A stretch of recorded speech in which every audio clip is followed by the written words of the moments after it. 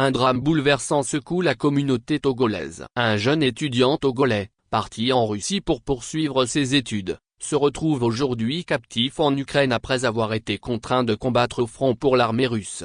Le mouvement Martin Luther King, MMLK, à travers un communiqué publié ce lundi 17 mars 2025, a tiré la sonnette d'alarme sur cette situation préoccupante. Selon l'organisation dirigée par Pasteur Edo Komi, le jeune homme avait obtenu son visa d'études à l'ambassade de Russie à Cotonou et avait quitté le Togo le 21 août 2024 pour entamer son cursus universitaire en Russie. Cependant, à son arrivée, il aurait été enrôlé de force par l'armée russe et envoyé sur le champ de bataille en Ukraine. Gravement blessé lors des affrontements, l'étudiant togolais a été capturé par les forces ukrainiennes. Face à cette situation tragique, le MMLK appelle les autorités togolaises, en particulier le président de la République et le ministre des Affaires étrangères, à intervenir rapidement pour obtenir la libération et la protection du jeune compatriote.